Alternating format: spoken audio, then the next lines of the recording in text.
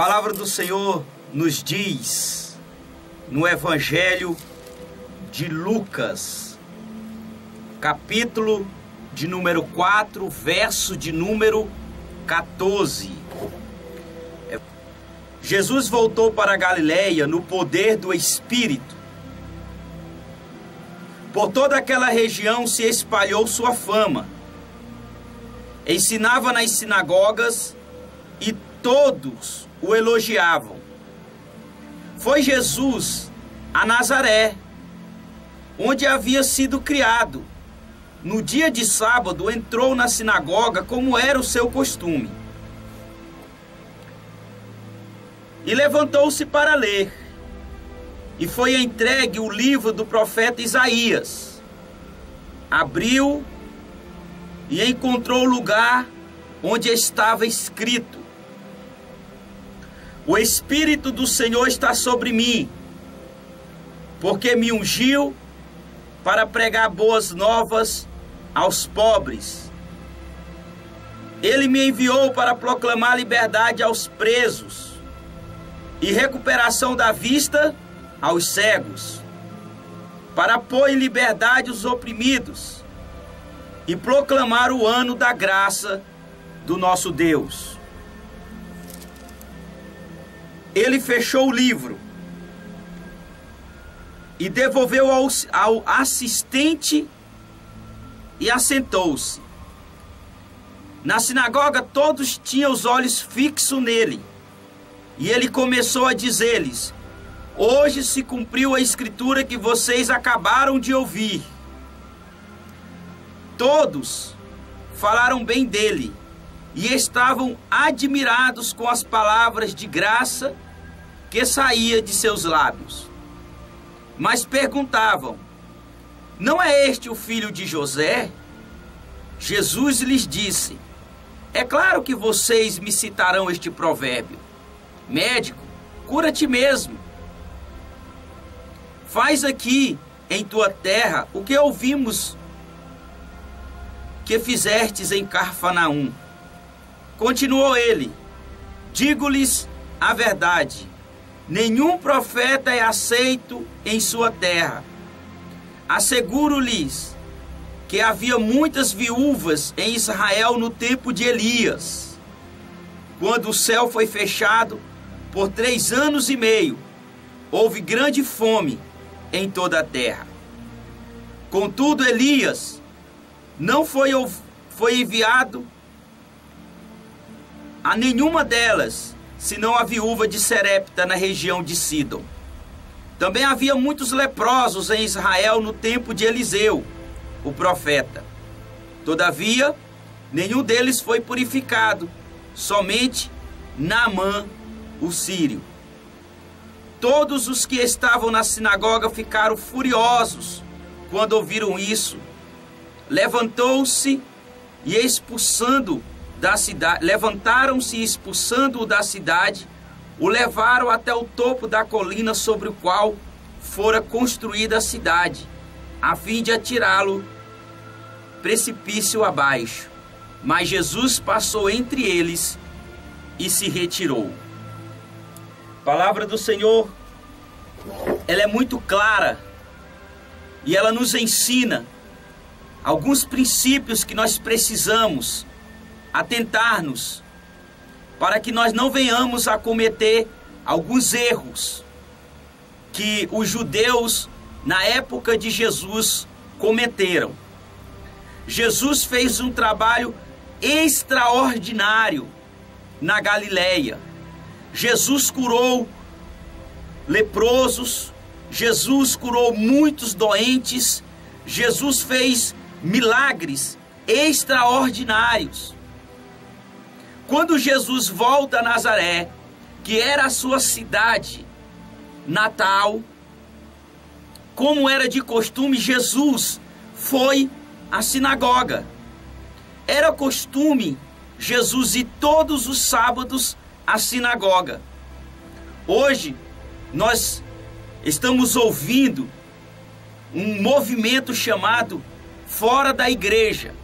Não precisamos de igreja para congregarmos, para termos uma vida com Deus. Sim, eu afirmo isso.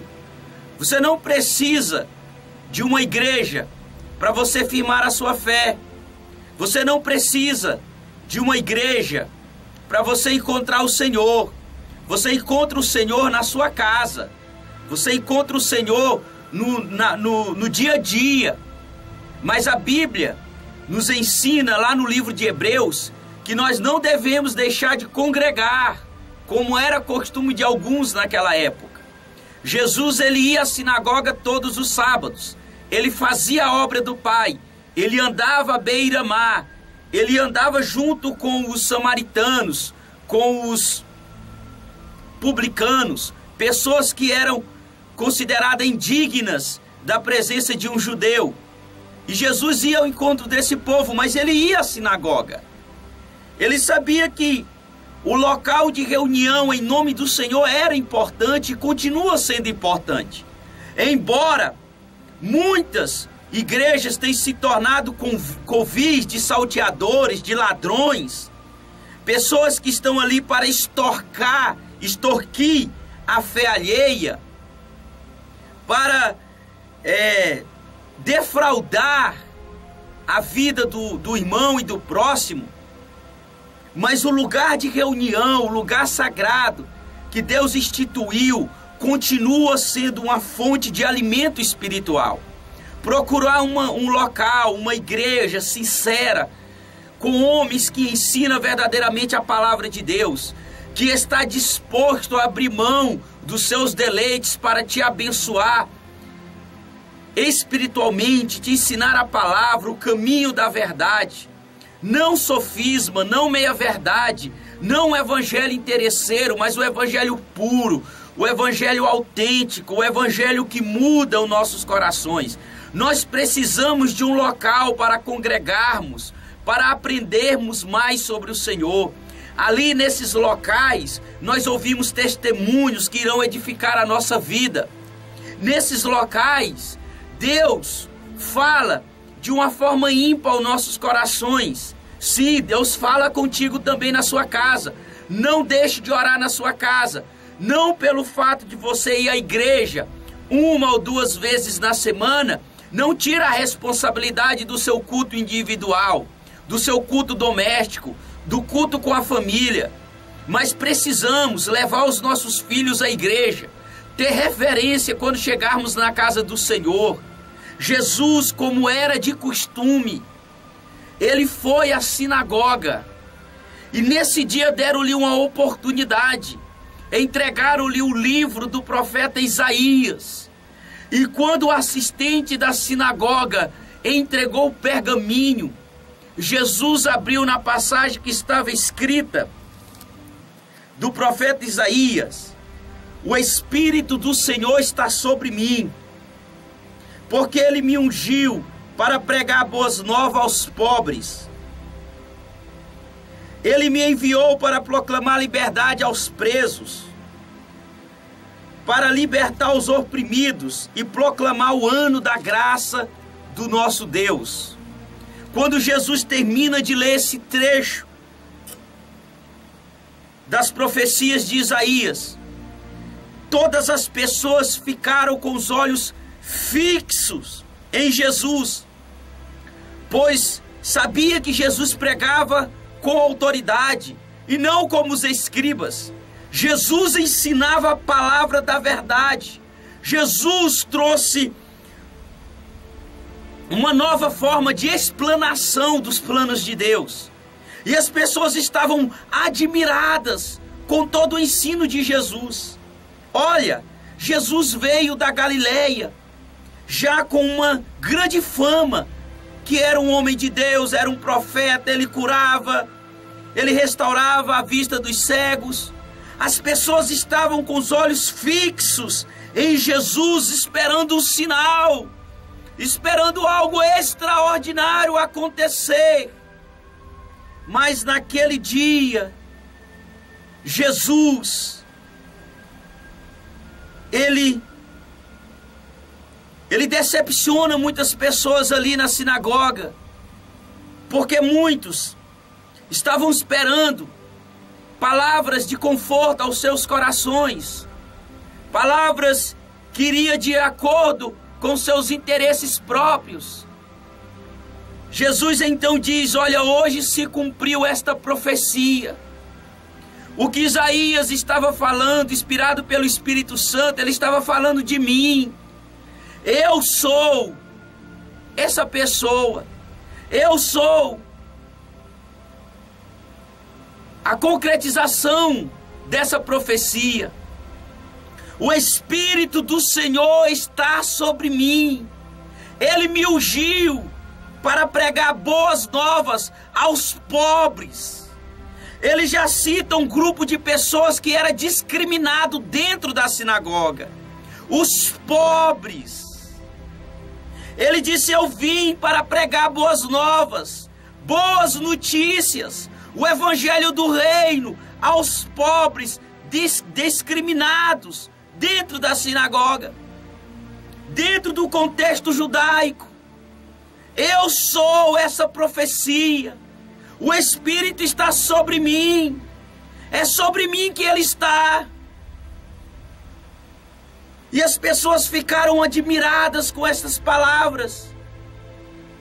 Jesus continuou: porque Ele me enviou para proclamar liberdade aos presos, aqueles cativos de almas, aquelas pessoas que estão presas dentro de si mesmo, como a mulher samaritana, homens que estavam presos debaixo da lei e da religião naquela época, estavam encarcerados na religião.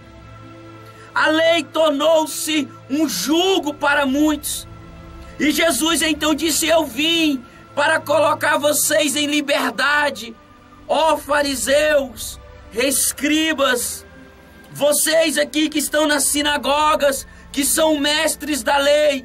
Eu vim para libertar vocês dessa escravidão chamada religião. Ouça, está aqui a concretização, a pessoa física. Essa profecia hoje é real. Ela não é mais tinta e papel. Ela não é mais apenas um pergaminho escrito por um grande profeta, esperado por muitos. Não, a profecia agora é verdade. Ela se cumpriu. Eu estou aqui. Eu sou Jesus. Eu sou aquele em que vocês estavam esperando. Eu vim para colocar em liberdades os oprimidos. Sim, quantas pessoas estão oprimidas dentro da igreja, dentro da sinagoga. Dentro das sinagogas atuais estão oprimidas. O sistema religioso tem oprimido muitas pessoas. Olha, você deve fazer isso, você deve fazer aquilo, você tem que realizar esses feitos, porque senão você não vai agradar a Deus, você não está fazendo a obra de Deus. O Senhor, naquele dia, Ele disse: eu vim para libertá-los dessa opressão social. O governo tem escravizado o povo. Os juros estão muito altos, impostos muito altos. Pessoas que trabalham, saem de casa às 5 horas da manhã e voltam às 18 horas da tarde para ganhar um salário mínimo, um pouco mais de um salário mínimo. E muitos não conseguem nem um salário mínimo, escravos, oprimidos pelo sistema político. Além do sistema político, existe o sistema social, que traga uma opressão na vida das pessoas. Você é discriminado no seu trabalho pela sua origem, pela sua cor, pelo seu modo de falar. você é discriminado pela sua estatura física, se você é gordo, se você é magro, se você é do Nordeste. Há toda uma opressão no sistema social, o sistema político, o sistema também religioso tem sido uma opressão na vida de muitas pessoas. O lugar que seria o lugar de alívio, o lugar que seria o lugar de cura para muitas pessoas, tem sido um lugar de opressão. As pessoas chegam machucadas, cansadas, debilitadas nas igrejas, e lá eles ouvem falar de prosperidade, que eles têm que sacrificar, que eles têm que dar o melhor, fazer aquilo que eles não entendem. Há uma opressão na vida do povo, e não uma cura de alma. E Jesus, naquele dia, dentro da sinagoga, ele disse isso: eu vim para libertar os oprimidos do diabo, pessoas que não conseguem se libertar de um trauma do passado, pessoas que estão presas dentro de si mesmo pela ganância, pelo roubo, pela prostituição, o pecado que tem rodeado tão de perto muitas pessoas. Jesus disse: olha, eu vim para libertá-los. João vai dizer: e conhecereis a verdade, e a verdade vos libertará. No próprio Evangelho de João, Jesus diz: eu sou o caminho, eu sou a verdade e eu sou a vida. Ninguém pode ir ao Pai senão por mim. Jesus, ele deixa bem claro que ele é a verdade. Nós só iremos conseguir a libertação quando nós encontrarmos a verdade. E a verdade está dentro da sinagoga. A verdade está dentro das igrejas, mas ela não é encontrada. Ele diz: o Espírito do Senhor está sobre mim, e ele me ungiu para a recuperação da vista dos cegos, para fazer com que o povo enxergue a sua cegueira, a sua pobreza espiritual. Quantas pessoas estão cegas espiritualmente, não conseguem discernir, ter um discernimento espiritual.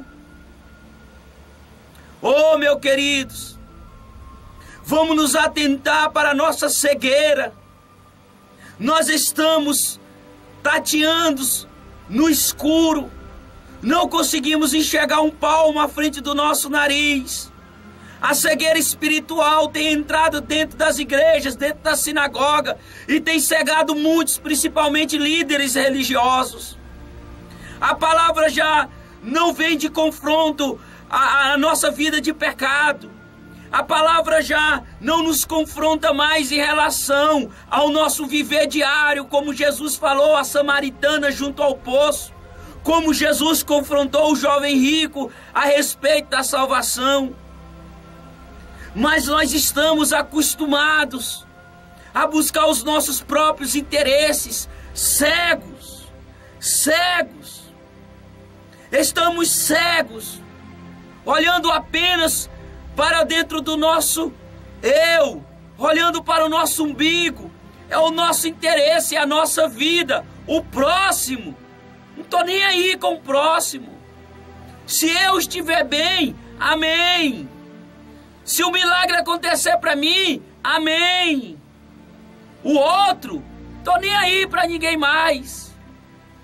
Oh, amados, cegos.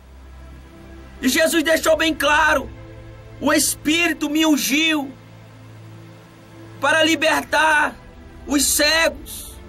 Primeira carta aos Coríntios, capítulo de número 4, versículo 4. Paulo vai dizer que o Deus desse século tem cegado o entendimento de muitos, para que não lhe resplandeça a luz do Evangelho de Cristo, pessoas cegas dentro da igreja e cegas, dentro da igreja e indo para o inferno, dentro da igreja e não consegue assimilar a concretização da profecia. Pessoas dentro da igreja que não conseguem uma interpretação bíblica. Pessoas dentro da igreja que vivem um falso testemunho, vivem uma vida destruída em casa e na igreja com a capa de santidade.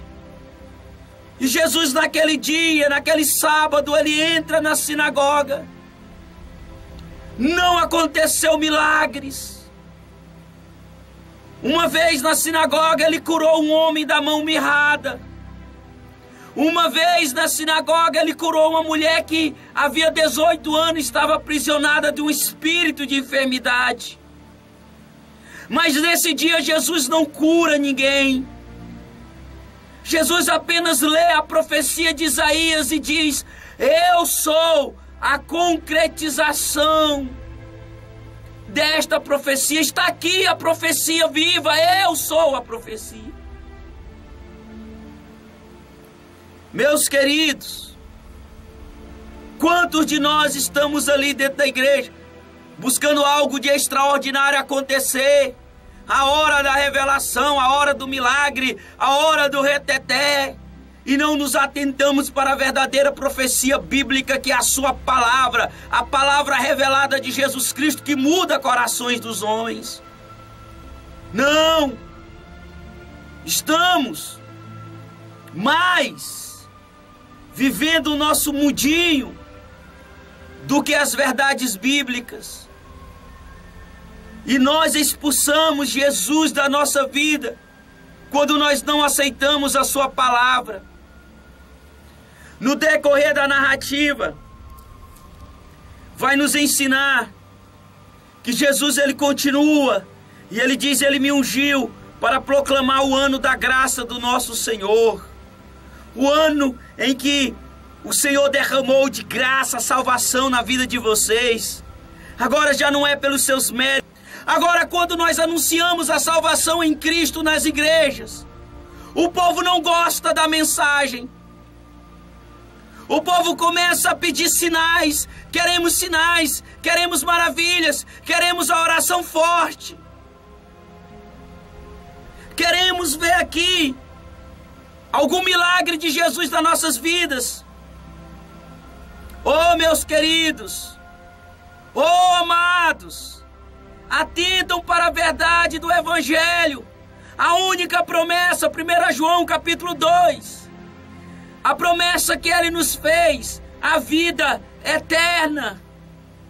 A única promessa que Ele nos fez é esta, a vida eterna. Sim, queridos, nós estamos igual aquelas pessoas nas sinagogas. Não aceitamos a palavra da verdade, o evangelho da verdade, mas nós queremos sinais, prodígios e maravilhas. Queremos ser reconhecidos através dos dons espirituais. E Jesus disse: nenhuma daquelas viúvas de Israel recebeu auxílio do profeta, mas a viúva de Serepta. Talvez hoje, pessoas que não fazem parte da igreja está recebendo essa palavra, está recebendo essa bênção, que é a salvação em Cristo, que é a libertação da opressão, que é a cura da sua cegueira espiritual. Ele veio para você que é pobre, você que é miserável, você que vive no pecado, é para você mesmo que Ele veio. E Ele te abraça. Independente da sua condição agora, Ele te abraça. Ele veio para você, meu querido. E tem muitos agora que é da igreja, que é obreiros, ministrantes, que não aceitam a palavra dessa. Expulsam Jesus da sua vida e das suas sinagogas. Quando começas o culto, a primeira coisa que faz é expulsar Jesus. Sai, Jesus, daqui. Sai dessa igreja, sai. Agora somos nós. Vamos ver quem vai cantar mais bonito. Vamos ver quem vai fazer mais milagre. Vamos ver a operação agora. Opera Espírito Santo. Opera Jesus. Cura, cura. Batiza com o Espírito Santo. É língua, é línguas, é línguas. Sai da nossa presença, Jesus. Agora nós queremos o extraordinário na vida do povo. É assim que nós falamos.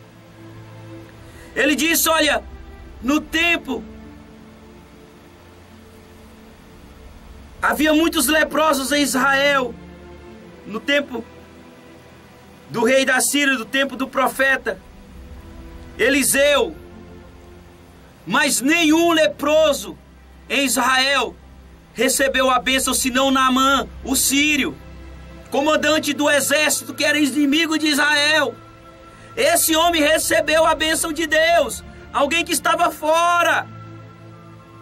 Sim, porque ele aceitou de bom grado o poder do evangelho. Ele recebeu de bom grado o anúncio daquela menina quando disse, olha, se você souber, se o meu Senhor soubesse que o profeta, o homem de Deus, que há em Israel, há de curar da sua enfermidade, imediatamente o rei da Síria manda Naamã para lá. Embora ele não aceitou de bom grado as condições para a sua cura. Mas, meus queridos, ele recebeu. Os que estão de fora, é mais fácil receber a palavra da verdade, singela e simples, do que muitos alienados dentro da igreja, que já está com a sua mente formada, que já está com a sua mente cauterizada em milagres, maravilhas, profecias, prodígios e ganância, que não busca Jesus pelo que ele é. Olha, todos os que estavam na sinagoga ficaram furiosos, ficaram valentes, ficaram raivosos quando ouviram isso. Ah, quem recebe é os de fora? Quer dizer, pastor, que eu que estou jejuando, orando, buscando a Deus para ter poder, não vou ter? Ah, quer dizer que eu que sou pregador da palavra não tenho poder para a cura? Quer dizer que os lá de fora recebem mais do que eu? Eles ficaram furiosos. Eles ficaram raivosos.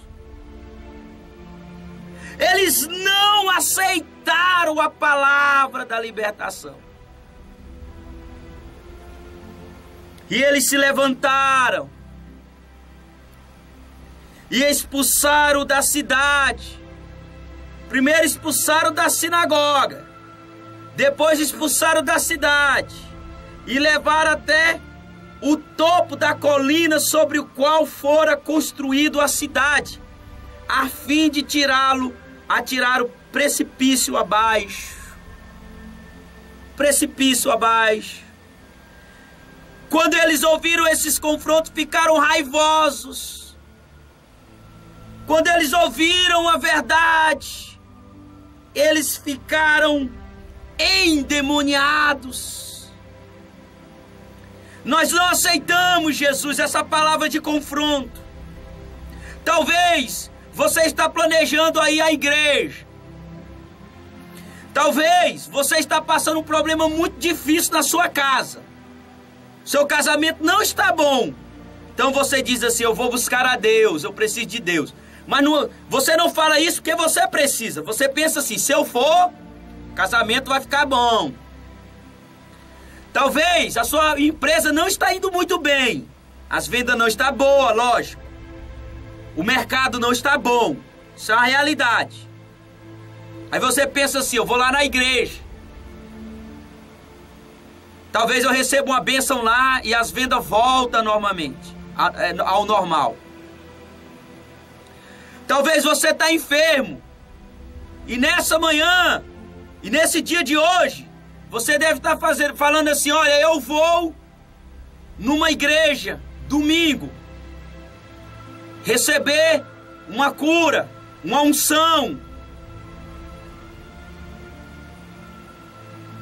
Você vai à igreja porque você tem algum motivo. Mas quando chega lá, você se depara com uma palavra de confronto. A palavra daquele dia é uma palavra para mudança de vida interior. Olha, você não está bem no casamento porque você não tem sido fiel ao seu esposo, à sua esposa. Você não tem se dedicado um ao outro dentro do seu lar. Olha, você não está indo bem na sua empresa porque você está sendo consumista demais. Você não está sendo um bom administrador. Então você sai dali frustrado. Você vai dizer, não, essa não é a palavra que eu quero. Não era isso que eu vim buscar. O que eu vim buscar foi uma palavra de consolo. Olha, a empresa vai prosperar, o casamento vai dar certo, a cura vai vir. Não desista, meu irmão. Não desista. O Senhor é contigo. O choro dura uma noite, mas a alegria vem pelo amanhecer. Oh, meu irmão. Você não aceita a palavra da verdade, a palavra do confronto, que realmente vai mudar a sua vida e vai trazer solução ao seu problema. Então você diz assim, não, nós não queremos. Expulse Jesus desse lugar, porque ele está dizendo que se eu pensar, eu já cometi adultério, isso é ruim, isso é difícil. Jesus está dizendo assim que eu tenho que abrir mão dos meus recursos, que eu tenho que ser um bom administrador para mim mesmo, e que eu não posso ser ganancioso, que eu não posso cobrar juros nos meus empréstimos. Não quero esse Jesus, não quero essa palavra. Expulsa ele daqui, expulsa. Ele está dizendo que vai libertar os oprimidos. Eu estou sendo oprimido por Deus Mamon, eu sou muito ganancioso. Eu tenho ganância, eu quero ter uma limusine, eu quero ter um apartamento, eu quero ter uma fazenda. E eu tenho corrido, eu tenho recebido propinas.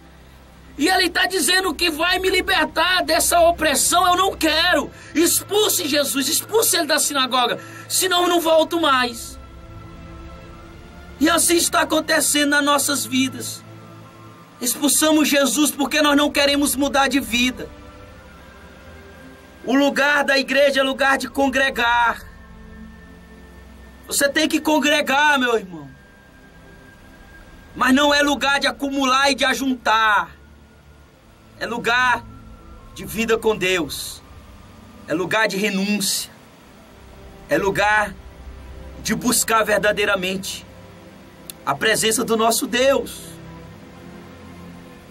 Oh, meus queridos irmãos. A narrativa termina dizendo assim: mas Jesus passou por eles e retirou-se. Mas Jesus passou por entre eles e retirou-se. Sabe o que acontece muitas vezes? Em nossas reuniões, Jesus passa entre nós e ele vai se retirando tristemente, porque a palavra não é aceita. Muitos lá de fora aceitariam uma palavra dessa de bom grado e se converteria de fato e verdade ao Senhor Jesus. Mas os religiosos, que se dizem dono da verdade, os reformados, não aceitam. Não há base teológica, pastor. Você não tem hermenêutica. A sua exegese é péssima. Eu não aceito isso. É uma pregaçãozinha sem cunho teológico, fraca. Só aceito se for nos padrões da teologia. Não, pastor, essa palavra sua não nos traz satisfação. Eu vim aqui angustiado, pastor. Eu vim aqui angustiado. E o que eu ouço é uma palavra de mudança interior. Eu não suporto isso. É essas atitudes que fazem com que nós expulsamos Jesus da nossa casa, Jesus da nossa vida, Jesus da liderança do nosso viver. Expulsamos Jesus quando tratamos de negócios, sem consultar o Senhor. Diga: fica aí, Jesus, fica aí. Eu não quero saber a tua opinião, porque se eu for orar para fazer esse negócio, o Senhor vai falar para mim ser honesto. E como que eu vou vender esse carro, Jesus? Como que eu vou vender esse carro se eu não mentir? Ninguém vai comprar se eu falar como que o carro é. Se eu falar que a fazenda é ruim, que a empresa não gira dinheiro, como que eu vou vender? Não, eu não quero sua opinião, Jesus, nesse negócio. Você está expulso dos meus negócios. Ah, a família está ruim. Está um pé de guerra, tá? Então a única maneira é se humilhar perante Jesus. Chamar sua família para oração. Não é pastor, não é campanha de oração, não é missionário fulano para ficar botando a mão na sua cabeça, não. É você. Chama a sua família para oração. Ah, pastor, eu não sei orar. Comece a orar. Ah, pastor, eu não tenho moral nenhuma para orar. Comece a orar que você vai ter moral. Mas nós expulsamos Jesus porque nós queremos que as coisas aconteçam de acordo com a nossa vontade. E não é com a nossa vontade. No livro de Mateus, capítulo 2, vai nos falar que Herodes ficou furioso quando ele foi enganado pelos reis magos. Ele ficou furioso quando aqueles magos que veio do Oriente foi até Belém e lá eles honraram a Jesus com as suas dádivas, não voltaram por Jerusalém. Ele ficou furioso e então começou uma matança em Jerusalém de crianças de 2 anos para baixo, com medo do seu reinado. Gente, o que tem de líderes espirituais matando inocentes, com medo do seu reinado, com medo de Jesus vir e tomar o seu lugar. Ah, pastor, se eu pregar uma palavra dessa na igreja, as pessoas irão se converter a Jesus. Jesus vai ser o líder deles e não vai mais obedecer a minha voz como pastor. Quando eu fizer um apelo de dinheiro de 1.000, 2.000, 3.000 reais, eles não vão ouvir. Tem um outro rei agora chamado Jesus. E assim, tem muitos líderes matando inocentes que estão ali para receber a palavra da verdade. Às vezes você precisa de um abraço. Às vezes você está carente afetivamente. Às vezes você precisa de um conselho ou de estudar economia, fazer um curso no Sebrae para a sua empresa voltar a crescer. Mas o pastor te pede dinheiro para que você faça sacrifício. Ele diz que tem macumbaria. Eu nunca vi, gente, alguém contar um problema na igreja se os reveladores não revelam macumba. Nunca vi. Ah, fizeram um trabalho para você assim, assim, assim. Para com isso. Para. Você precisa fazer um curso no Sebrae. Colocar sua vida diante de Deus. Ser fiel para as instituições humanas, ser fiel a Deus no seu andar, no seu falar, no seu viver, na sua casa, na sua família. E Deus vai te capacitar. O baraque de Deus, a palavra bênção, no grego quer dizer baraque. que é força e capacidade para prosperar. Então, Ele vai te dar força e capacidade para prosperar. Mas as pessoas pedem para você sacrificar, para você provar a Deus, provar algo maior para Deus. Meu querido, não é assim. Não é assim. Expulsamos Jesus das nossas vidas. Expulsamos Jesus da nossa empresa quando sonegamos impostos. Expulsamos Jesus da nossa família quando nós começamos uma festa, quando nós damos uma festa e não convidamos Ele para ficar presente. Convidamos Jesus dos nossos negócios quando nós vamos fazer qualquer tipo de negócio e não consultamos o Senhor, não pedimos orientação ao Senhor. Expulsamos Jesus das igrejas, das sinagogas, das casas de reunião, quando nós queremos mostrar os filactéries humanos, quando nós queremos mostrar o espetáculo, as magias, os encantamentos humanos, e deixamos Jesus de lado. Senta aí, Jesus, fica aí. Não confronta ninguém nessa noite. Hoje somos nós os donos da verdade. Então, meus amados, queridos irmãos, cuidado, porque às vezes nós expulsamos Jesus das nossas vidas, das nossas casas, da nossa família e principalmente das nossas igrejas. E o texto finaliza dizendo: e ele passou entre eles e se retirou. Talvez ele já fez isso na nossa vida. Talvez ele já se retirou e nós não sabemos disso.